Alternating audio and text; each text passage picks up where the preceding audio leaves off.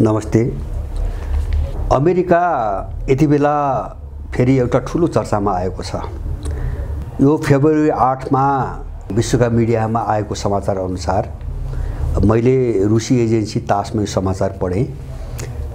अमेरिकाले 6 महिना अगाडि जो चाहिँ नर्ड स्ट्रिम 2 जो चाहिँ जर्मनी र रुसलाई जोड्ने प्राकृतिक ग्यास पाइपलाइन थियो त्यो विस्फोट गराएको थियो।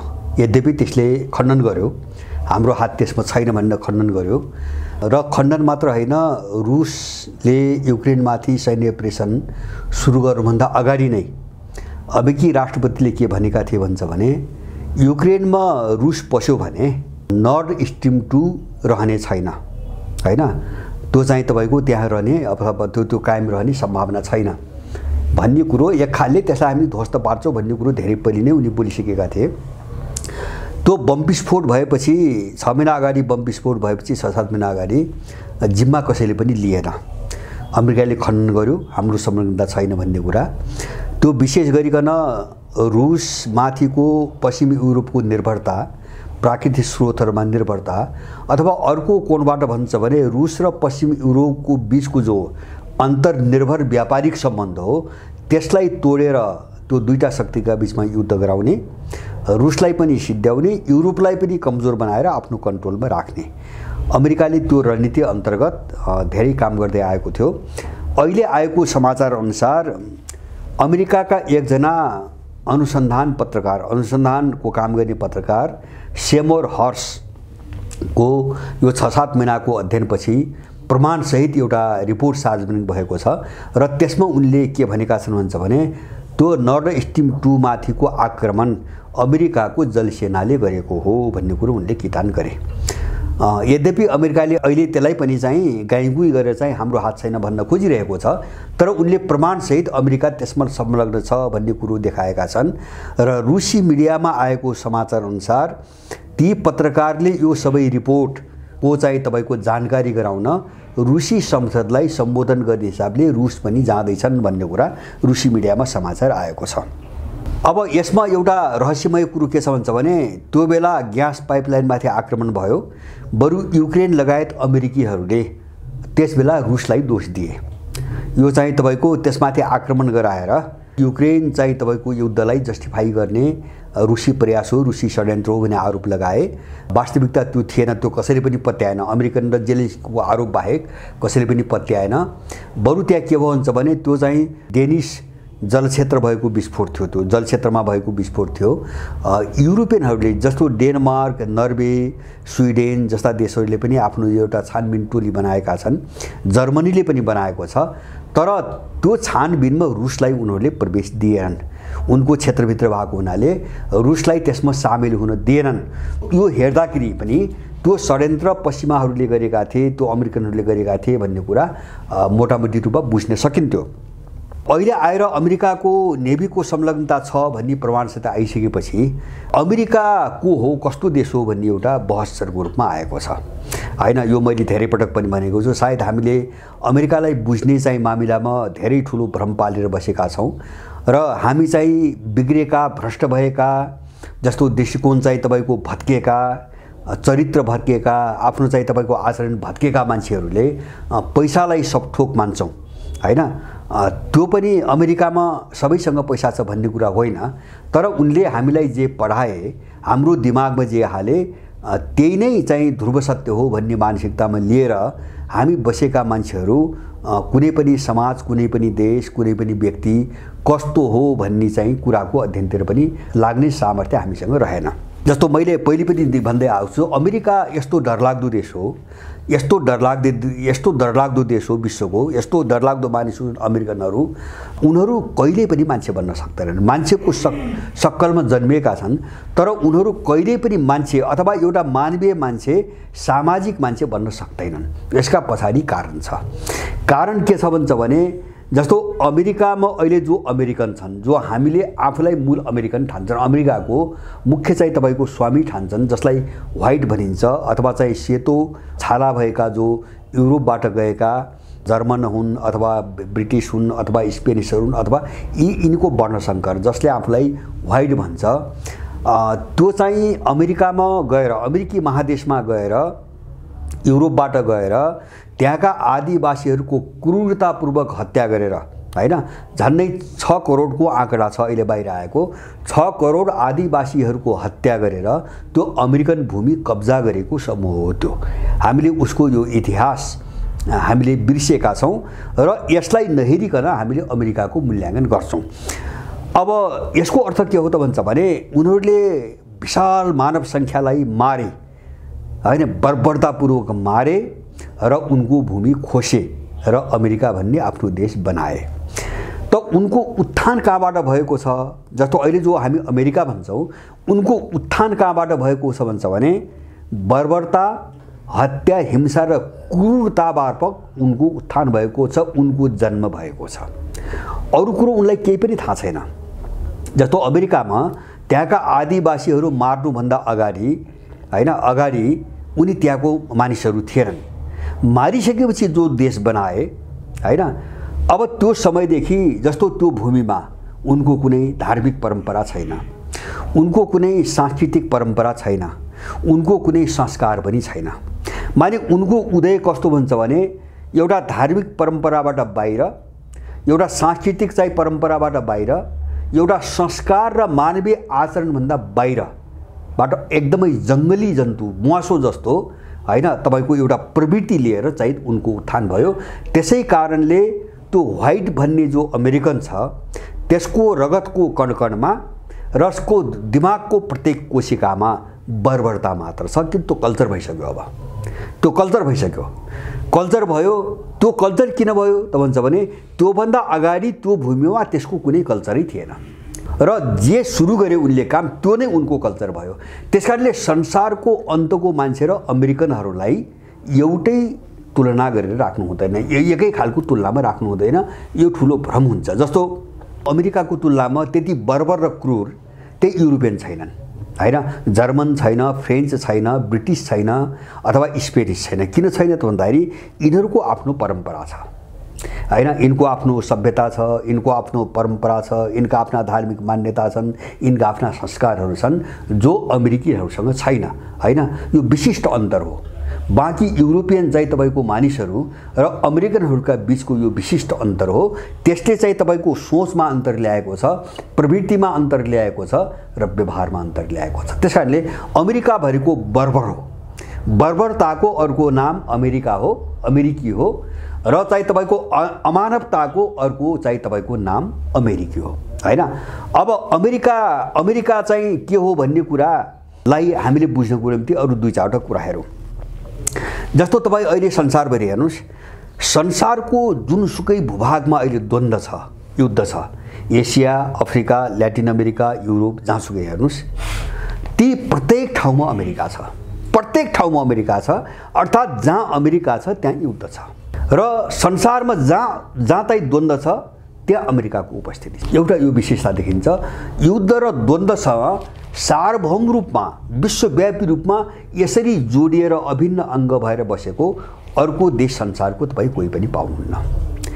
यो त्यसको कल्चरबाट चाहिँ निस्केको चाहिँ परिणाम हो त्यो हैन। किन अमेरिका त्यो खोजी हिँड्छ त्यो चाहन्छ त्यो भन्दा बाहिर अमेरिका बाँच्दैन। जहाँ द्वन्द्व छैन जहाँ युद्ध छैन त्यहाँ अमेरिका बाँच्दैन हैन। त्यो कारणले ऊ संसारका सबै विग्रह र अशान्तिहरूको ऊ अनिवार्य हिस्सेदार भएर बस्छ। नम्बर 1। नम्बर 2 जस्तो अमेरिकाको एउटा आख्यान छ उखान छ त्यो सत्य पनि हो अमेरिकन उखान हो।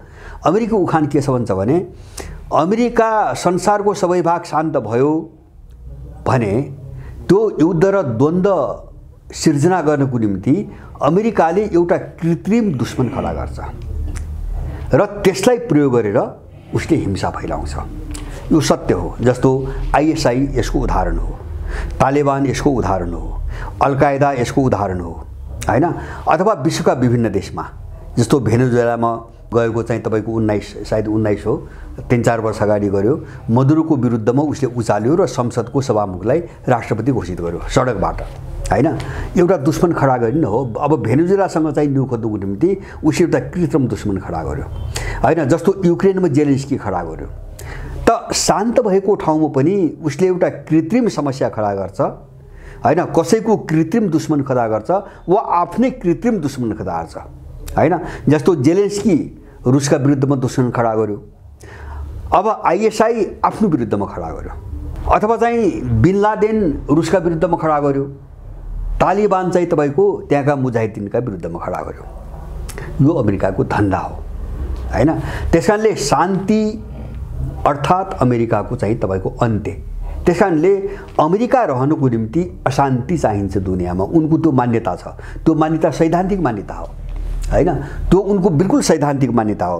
त्यसकारणले अहिले पनि अमेरिका जस्तो संसारको 750 वटा ठाउँमा उसको सैन्य क्याम्पहरू छन्, औपचारिक सैन्य क्याम्पहरू, सेनाहरू छन् र विभिन्न चाहिँ बहानामा उसको सैन्य उपस्थिति 900 वटा भन्दा बढी ठाउँमा छ दुनियाँको हैन। तपाईँ कल्पना गर्न सक्नु अरू कुनै पनि देशले यसरी आफ्नो सैन्य सञ्जाल फैलाउला भनेर हामीले अनुमान पनि गर्न सक्दैनौँ, कल्पना पनि गर्न सक्दैनौँ हैन। त्यो अमेरिका मात्र हो। यसले पनि के देखाउँछ भन्छ भने ऊ संसारको कुनै पनि कुनालाई गिजोल्नुको निम्ति उपस्थित छ, शान्त कसैलाई पनि बस्न दिँदैन। अब अर्को चाहिँ जस्तो उसको हामी भाषा हेर्छौँ, जस्तो कुनै देशहरू एक आपसमा मिल्नु हुँदैन, त्यो उसको निम्ति खतरा हैन। र रुस र चीनको बीचमा सम्बन्ध राम्रो भयो, अमेरिकाको निम्ति खतरा। जर्मनी र रुसका बीचमा ग्यासको सम्झौता भयो, त्यो अमेरिकाको निम्ति खतरा। अथवा चाहिँ तपाईको ल्याटिन अमेरिकामा चाहिँ तपाईको अमेरिका विरोधी सरकारहरूको विजय भयो, धेरै सरकार, एक दर्जनभन्दा बढी, त्यो अमेरिकाको निम्ति खतरा। कोही नजिक हुनुहुन्न, कसैले उसलाई नपरेको कुनै शक्तिले काहीँ चुनाव जित्न हुन्न हैन, अथवा कसैको बीचमा चाहिँ उसको व्यापारलाई असर पुग्ने, इन्ट्रेस्टलाई असर पुग्ने गरी कसैका बीचमा कुनै कारोबार पनि हुनुहुन्न हैन। विश्वव्यापी रूपमा अहिले देखेको थियो, जस्तो चीनमाथि स्याङ्सन भन्छ, प्रतिबन्ध हैन। चीनमाथि मात्र हैन, चीनसँग कारोबार गर्नेहरूलाई धम्काइरहेको छ उसले। चीनसँग कारोबार गर्यो भने तिमीमाथि पनि प्रतिबन्ध हैन। जस्तो अफ्रिकामा धम्की दिइरहेछ हैन, चीनसँग कारोबार नगर, रुससँग कारोबार नगर। उसलाई कसैसँग कारोबार गरेको पनि मन पर्दैन, उसलाई जो मन पर्दैन त्यसका विरुद्ध खडा हुनुपर्छ। अब सम्बन्ध कसैको चाहिँ बन्न नदिने, अर्काको प्रगतिप्रति असाध्यै ईर्ष्या। जस्तो चीनले विकास गर्यो, उसले इन्डो पेसिफिक रणनीति बनायो र दस्तावेजमा के घोषणा गर्यो, यो चीनलाई कन्टेन गर्नको निम्ति बनाएका हौँ, अथवा चीनलाई कन्ट्रोल गर्नको निम्ति, त्यसलाई चाहिँ तपाईको काबुमा राख्नुको निम्ति बनाएका हौँ। अब कुनै देशले विकास गर्न भएन, रुसले अलिकति विकास गर्यो, सोभियतसँग विघटन भएपछि अलिकति रुस चाहिँ तपाईको स्थिर हुँदै गयो। त्यसपछि पहिलेको सहमति विपरीत सोभियत सङ्घबाट अलग्गिएका पूर्व गणराज्यहरूलाई धमाधम नेटोमा हान्न थाल्यो। किन रुसलाई जसरी सोभियत सङ्घको विघटनपछि छिन्न भिन्न बनाइने, उठ्नै नसक्ने बनाउने सोच बनाएको थियो, त्यो सफल भएन। रुस फेरि सङ्घिन थाल्यो अनि वरिपरि चाहिँ तपाईको नेटोको घेराबन्दी, कसैको प्रगति हुन नदिने। चीनको विकास भयो, अब घेरिहाल्ने, इन्डो पेसिफिकबाट घेरिहाल्ने, आकाशबाट घेरिहाल्ने, ताइवानलाई लडाएर फसाइहाल्ने हैन, उत्तर कोरिया के अरे चाहिँ दक्षिण कोरिया जापानलाई भिडाएर फसाइहाल्ने। यो हामीले देख्दै आछौँ। र हामीले के पनि देख्दै आछौँ हुन्छ भने सायद म मात्रै होइन, यहाँहरू सबैले अमेरिकाको संसारमा यत्रो द्वन्द्व गराइरहेछ, युद्ध गराइरहेछ, एका ठाउँमा आफै पनि भएका छन् आफ्ना आन्तरिक मामिलाले, तर कुनै पनि एउटा द्वन्द्वमा वा युद्धमा अमेरिकाले वार्ता र सहमतिको निम्ति अपिलसम्म गरेको चाहिँ तपाईको उदाहरण छैन। पहल गर्ने त छोडिदिनुहोस्, उसले काहीँ अपिलै गर्दैन। जस्तो युक्रेन यसको प्रमाण, जस्तो युरोपियनहरू धेरै लागे हैन, जस्तो जर्मनी धेरै लाग्यो, फ्रान्स धेरै लाग्यो हैन, अरूले पनि वार्ता हुनुपर्छ भने मुखले अहिले पनि अब त्यो नेटोको नीति, अमेरिकाको नीतिकै विरुद्धमा नेटोकै देशहरूले बगावत विद्रोह गरिरहेका छन्। खुलेआम 4वटा देशहरू खुलेआम नेटोको रणनीतिको विरुद्धमा बोलिसके हैन। टर्की, क्रोएसिया, पछिल्लो अवस्थामा क्रोएसिया, हङ्गेरी र तपाईको बल्गारिया विरुद्धमा आइसके, भोलि कति आउने हुन्। तर अमेरिका मात्रै यस्तो देश हो जसले युक्रेन चाहिँ द्वन्द्वलाई लिएर एक पटक वार्ताको कुरो पनि गरेका छैन, सहमति गर्नुपर्छ पनि भनेको छैन। बरु उसले त्यहाँ युक्रेनलाई लडाउनुको निम्ति जेलेन्स्कीलाई के भन्नु उचाल्यो भन्दाखेरि अगाडि बढ हैन, युक्रेनले आक्रमण गर्यो भने नेटो साथमा छ, हामी युक्रेनलाई ठेगान लगाउँछौँ, के अरे चाहिँ रुसलाई ठेगान लगाउँछौँ, युक्रेन तिमीलाई केही पनि बिगार्न सक्दैन। उकास्नुसम्म उकास्यो, युद्धमा फसायो, त्यसपछि रमिते उसको व्यापार सुरु भयो, हतियारको व्यापार सुरु भयो। अब ऊ चाहिँ रिस्क लिन आउँदैन। यस्ता घटनाहरू हामीले संसारमा छ्यापछ्याप्ती देखेका छौँ। उसले मेलमिलाप र वार्ताको उसको दिमागमा कल्पनै छैन, उसले त्यो शब्द उच्चारणै गर्दैन।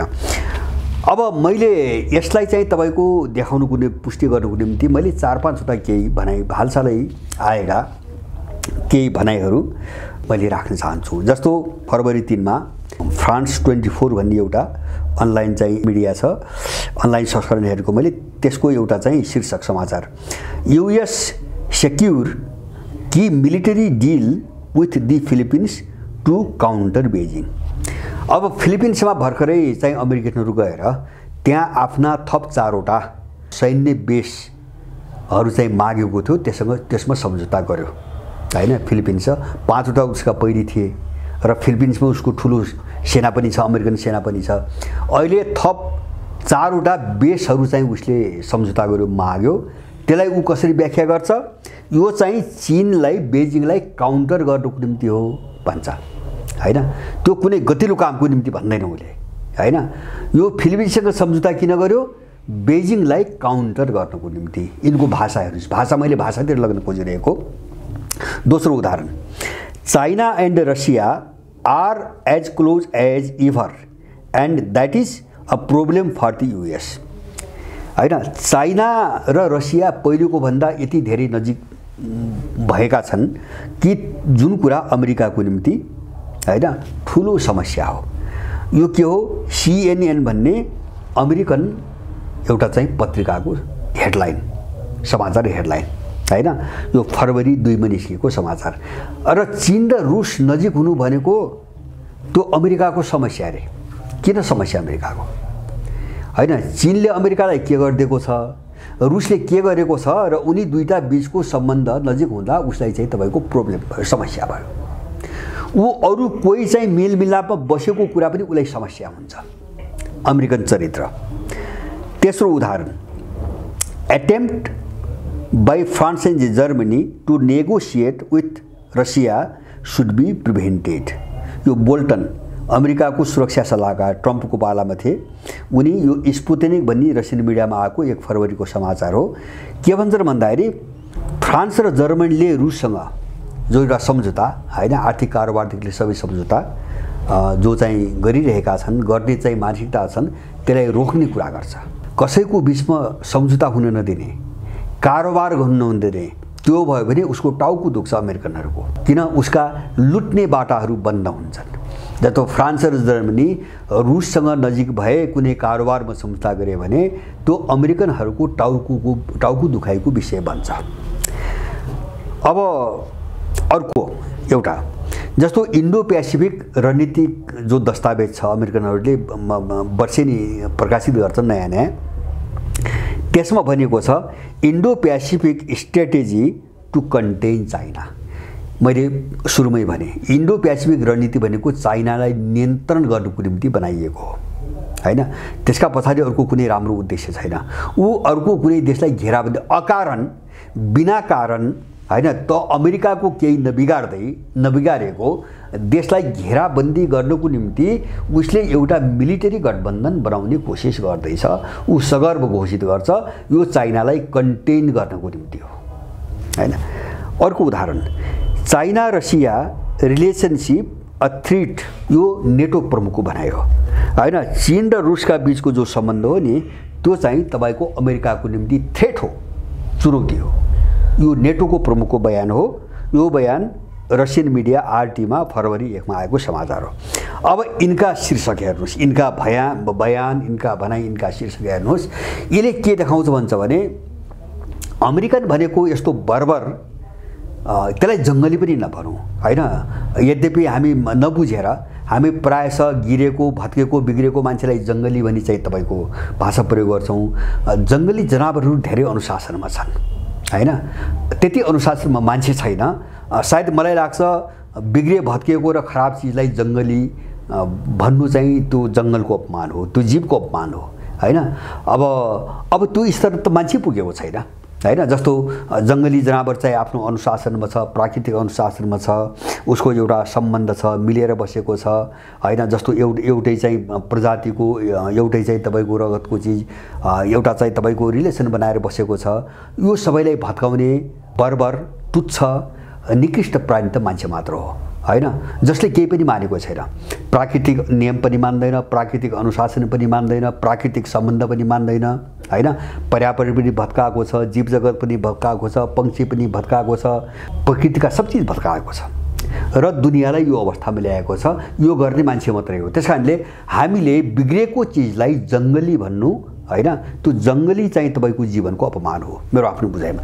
त्यसकारणले गर्दाखेरि अब अमेरिकनहरू चाहिँ तपाईँको यो भाषाबाट के देखिन्छ भन्छ भने उनीहरू मान्छे नै बनिसकेका छैनन् हैन, उनी मान्छे नै बनिसकेका छैनन्।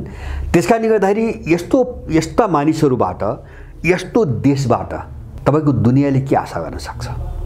हामी के आशा गर्न सक्छौँ? जस्तो हाम्रै देश हेरिरहेका छौँ। जस्तो नेपाललाई गिजोल्नको निम्ति उनले जति यहाँ शक्ति लगाए नि हैन, धाक धम्की नै दिए।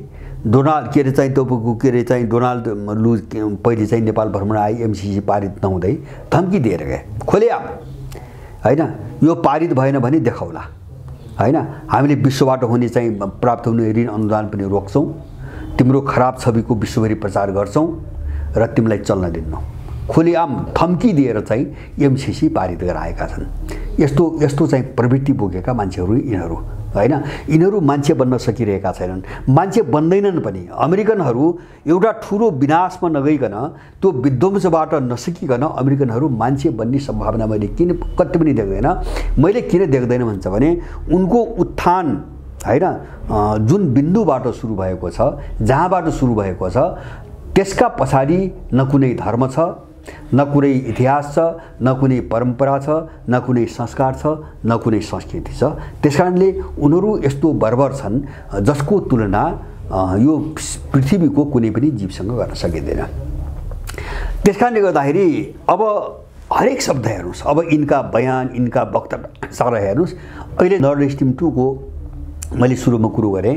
अब उनीहरूले चाहिँ त्यो चाहिँ तपाईँको उनलाई मन नपरेका मान्छेलाई अप्ठ्यारोमा पार्नुको निम्ति उनले कतिसम्मको अपराध गर्छन् भन्ने कुरा यो त्यो पत्रकारको यो रिसर्च हो, जो नर्थ स्ट्रिम 2 पाइपलाइनमाथि आक्रमण गर्यो उनको नेभीले।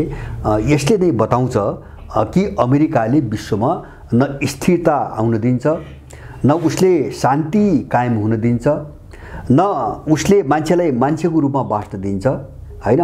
यतिसम्म त्यो अमेरिकन माफिया, त्यसमा युरोपियन पनि छन्, उनी त कस्तो छन् भन्छ भने मान्छेलाई मारेर, जस्तो एउटा अमेरिकन प्रवृत्तिको एउटा उदाहरण बिल गेट्सकै कुरा गरौँ, त्यो अमेरिकन प्रवृत्ति हो त्यो हैन, अमेरिकाले चिन्ने एउटा ऐना हो।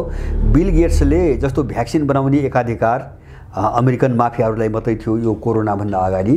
दुर्भाग्यवश अमेरिकनहरूको दुर्भाग्यको कारणले भनौँ हैन, उनको कोणबाट यो कोरोना पछि चाहिँ भ्याक्सिन बनाउने चाहिँ तपाईँको उसमा चाहिँ धेरै देशहरू चाहिँ निस्के र उनको एकाधिकारको अन्त्य भयो, प्रभुत्वको अन्त्य भयो। त्यो छुट्टै कुरा हो। तर यिनको हातमा एकाधिकार हुँदासम्म यिनले के गर्थे भन्छ भने त्यो चाहिँ तेस्रो विश्वका मान्छेहरू मार्न वा तिनलाई मानसिक शारीरिक रूपमा अशक्त बनाउनको निम्ति यिनले भ्याक्सिन उत्पादन गर्थे। त्यो कुरा चाहिँ बिल गेट्सले एउटा कार्यक्रममा बडो स्पष्ट रूपमा बोलेको छ। यहाँहरू धेरैले सुन्नुभएको छ हैन, एउटा युट्युबको सानो एउटा पिस धेरैले सुन्नुभएको छ, अमेरिकाको कुनै कार्यक्रममा हो। उनले भनेको छ हाम्रो भ्याक्सिनको एउटा लक्ष्य 15% जनसङ्ख्या घटाउनु, डिपपुलेसन गर्नुको निम्ति उनीहरूले भ्याक्सिन बनाइरहेका छौँ भनेर उनीहरूले खुल्याम भनेका छन्।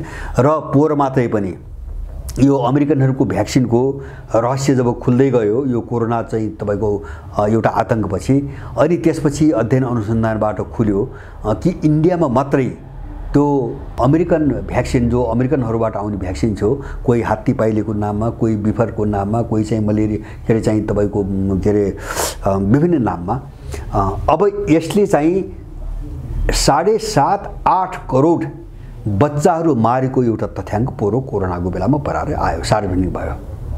यसरी चाहिँ मान्छे मारिरहेका छन् यिनीहरूले हैन। उठ्नै नदिने, कसैलाई उठ्नै नदिने, एउटा जेनेरेसन ग्याप गराइदिने, विकास अवरुद्ध पारिदिने र त्यसलाई चाहिँ तपाईँको गज्याउने, या चाहिँ भ्याक्सिन वा यस्तै कुनै औषधि प्रयोग गरेर मानिसलाई मानसिक वा शारीरिक रूपमा अक्षम बनाइदिने प्यारालाइज बनाइदिने यस्तो अपराधिक धन्दा, उनको पैसा कमाउने धन्दा पनि यति अपराधिक छ भनेपछि यस्तो तत्त्वले विश्वमा कहिले पनि शान्ति स्थापना हुन दिन चाहन्न। हामीले अमेरिकालाई राम्रोसँग बुझ्ने जरुरी छ। यदि हाम्रो देश र हामी त्यसको शिकार नबन्ने हो भने हामी त्यसको मुखमा छौँ, दिलमा पुगेका छौँ हैन। जस्तो हामी देश देखिरहेका छौँ र उनको क्रियाकलाप देखिरहेका छौँ। एमसीसी बारेमा पनि हामीले धेरै बहस गऱ्यौँ, लामो समयदेखि बहस गऱ्यौँ। त्यसको नियत के हो? एसपीपीमा पनि तपाईको यत्रो बखेडा भयो हैन। अब त्यसको नियत के हो? किन चाहन्छन्? नेपाल जस्तो यति टाढाको देशमा उनीहरू किन चाहन्छन्? किन हुन्छ भने यो ठाउँमा रक्तपात मचाएर चाहिँ नेपालभित्र रक्तपात मचाएर नेपालीहरूको चाहिँ तपाईको रगत बगाएर यसलाई चाहिँ तपाईको एउटा हिंसाको चक्रव्यूहमा चाहिँ तपाईको फसाएर चीन विरुद्धमा उसले चाहेको स्वार्थ पूर्ति गर्नु छ यहाँबाट हैन। त्यसका लागि उनले निर्दोष र अब त्योदेखि धेरै टाढा त्यसको स्वार्थमा कतै पनि आँट पुर्याउने काम नगरेका मान्छेहरूलाई पनि उसले शिकारबाट बनाउनु पर्छ। किन? मान्छेलाई उसले मान्छे पनि भन्दैन, प्राणीलाई प्राणी भन्दैन, मान्छेलाई उसले मान्छे भन्दैन। उसको एउटै संस्कार छ हैन, एउटै यस्तै संस्कार हो त मारेर मान्छेलाई मारेर होस् वा कुनै पनि तरिकाले होस् हैन, पैसा कमाउने, दुनियाँ लुट्ने, धनी बन्ने, मौजमस्ती गर्ने, सबैलाई आफू काबुमा राख्ने, यो हो अमेरिकी चाहिँ तपाईको चरित्र। अमेरिका मैले बुझेको सारमा अमेरिका यति हो। त्यसकारणले जबसम्म यो अमेरिकाको अन्त्य हुँदैन, जबसम्म अमेरिका अन्त्य भनेको महाशक्तिका रूपमा जबसम्म यसको अन्त्य हुँदैन वा जबसम्म यो ठुलो विध्वंसको शिकार बन्दैन तबसम्म यो दुनियाँमा शान्ति सम्भव छैन। यो हामीले कल्पना नगरे हुन्छ हैन, हामीले आशा पनि नगरे हुन्छ, हामीले कल्पना पनि नगरे हुन्छ। त्यसको एउटा चाहिँ यो कति अमानवीय, कति अपराधी चरित्रको छ भन्ने कुराको सबभन्दा पछिल्लो उदाहरण अहिले टर्की र सिरियामा गएको भूकम्प हो हैन। यत्रो 22,000 को संख्या काटिसक्यो अहिले म यो बोल्दासम्म। 22,000 को टर्कीमा मात्रै 22,000 को संख्या काटिसक्यो मृत्यु भएका मान्छेहरूको। सिरियामा त्यस्तै छ, क्षति त्यस्तै छ, मान्छेको बिचल्ली छ। तर त्यो अमेरिकी साम्राज्यवाद, त्यो बर्बर जाति, त्यो अपराधिक मनस्थितिको त्यो चाहिँ तपाईको प्राणीले विभिन्न देशहरूबाट आउने जो राहत हो नि त्यसमाथि रोक लगाएको छ प्रतिबन्धको नाममा। जस्तो सिरियामाथि उसले लामो समयदेखि प्रतिबन्ध लगाइरहेछ र त्यो आफूले त पठाउँदैन नै, तर मानवीय नाताले जो अरू देशले पठाउन खोजिरहेका छन् उनलाई पनि धम्काइरहेछ, सिरियामा नपठाऊ, सिरियामा नपठाऊ। किन भन्छ भने सिरियालाई हामीले प्रतिबन्ध लगाएका छौँ, हामीसँग कारोबार गर्ने हो भने सिरियामा नपठाऊ, होइन भने तिमीमाथि पनि प्रतिबन्ध लगाउँछौ। यस्तो चाहिँ क्रूर, यस्तो चाहिँ बर्बर र एउटा आपराधिक चरित्र यो भूकम्पमा त्यसले प्रदर्शन गरिरहेको छ। ठिक यस्तै खेल, ठ्याक्कै यही तुलना त होइन जसरी चाहिँ इन्डियनले गर्यो नि हामीमाथि। 72 सालमा भुइँचालो गयो, भुइँचालोले अलग थलग भएको मौका पारिकन हैन, त्यसको चाहिँ तपाईको 4-5 महिनापछि चाहिँ नाकाबन्दी लगाइदियो र हाहाकार मचायो। कति खतरनाक, कति अमानवीय, कति बर्बर हुन्छ भन्ने कुराका उदाहरण हुने नि। त्यसमा त अमेरिकाको चाहिँ तपाईको नाम नलिए हुन्छ हैन। उनले आफै पनि भनेका छन्, जस्तो हेनरी किसिन्जरले भनेको तपाईहरु सबैलाई थाहा छ। उनले भनेका छन् अमेरिकाको आफ्नो नजिकको वा टाढा शत्रु वा मित्र भन्ने केही पनि छैन। अमेरिकाको छ भने आफ्नो इन्ट्रेस्टको कुरा छ, आफ्नो स्वार्थको कुरा छ। यो स्वार्थ पूर्तिको निम्ति अमेरिकाको जो पनि मित्र पनि बन्न सक्छ, जो शत्रु पनि बन्न सक्छ, बस त्यो केही मतलब छैन। कुन शत्रु र मित्रको फैसला अरू कुनै मापदण्डले निर्धारण गर्दैन, त्यो मापदण्ड एउटै हो, अमेरिकन स्वार्थ हैन। उनले स्पष्ट रूपमा भनेका छन् यथार्थ त्यही हो। किन यो यथार्थ हो भन्छ भने अमेरिका असभ्य दुनियाँ हो। मैले भने नि त्यहाँका आदिवासीहरूको हत्या गरेर त्यो भूमि हत्याको बर्बर जत्था हो, असभ्य जत्था हो। त्यसको रगतमा त्यही चीज भरिएको छ र त्यही नै अब यो पछिल्लो कल्चर बनिसकेको छ। त्यसकारणले अमेरिकाबाट कुनै पनि कुराको आशा गर्न व्यर्थ छ। हामी अमेरिकासँग राख्ने सम्बन्धको कुरा गर्दा हैन होला, बाहिर व्यापारिक कूटनीतिक आदि इत्यादि चिजहरुमा चाहिँ राख्ने एउटा कुरा होला। तर अमेरिकामाथि भर परेर विश्वास गरेर वा अमेरिका यस्तो महान उस्तो महान हैन दुनियाँभरिका फाल्तु कुराहरू जो हामीलाई सिकाइन्छ नि यहाँ सभ्यताका कुराहरू, यस्ता वाहियात कुराहरूको बहकाउमा लागेर अमेरिकाप्रति भ्रम हामीले राख्यौँ भने अमेरिकाले हामीलाई एकै रातमा चाहिँ चिहानमा परिणत गरिदिन्छ। यसप्रति हामी एकदमै सजग हुनुपर्छ भन्ने कुराका यिनी उदाहरण मैले भने सिरिया यतिको बर्बर त मलाई लाग्छ, यतिको क्रूर, यतिको बर्बर त सायद मान्छेले कल्पना गर्न सक्दैन। हामीले कुनै धार्मिक साहित्यमा पनि यस्ता कथाहरू पढ्न पाएका छैनौँ हैन। अमेरिका जति क्रूर र बर्बर छ नि, जस्तो सिरियाको भूकम्प उसले जे रवैया देखाइरहेछ अहिले, यस्तो हामी कुनै धार्मिक साहित्यमा कुनै राक्षसको कुरा पनि पढेनौँ हैन, कुनै अर्को दानवको कुरा पनि हामीले पढेनौँ। उनीमा पनि धेरै मानवीयता देखिन्थ्यो, एउटा आचार विचार देखिन्थ्यो, उनका पनि आफ्ना नियम पालना गरेको देखिन्थ्यो हैन आदि इत्यादि। त्यस्ता कथाहरू पनि छैनन् अथवा अरू कुनै पैसाची कथाहरू पनि छैनन् हैन, जस्तो भूत पिशाचका कथाहरू पनि हामीले पढेका छौँ। तर अमेरिका जे देखिन्छ त्यस्तो चित्रण भएको कुनै पनि कथा मैले पढेको छैन अहिलेसम्म। अमेरिकाप्रति एकदमै सजग हुन जरुरी छ, किन हामी त्यो दुष्चक्रमा फस्ने एकदमै ठुलो जोखिमको डिलतिर आइपुगेका छौँ। यसतिर चाहिँ यहाँहरू म सबैमा स्पष्टता होस्, हाम्रो देशको समस्याको कोणबाट हेर्दा भनौँ वा विश्वको अहिलेको जो चाहिँ भूराजनीतिक द्वन्द्व छ यो कोणबाट हेर्दाखेरि पनि सबैको जडमा जरोमा अमेरिका बसेको छ। यो चिज प्रत्येक नेपालीले बुझ्नु जरुरी छ। हस्, धन्यवाद।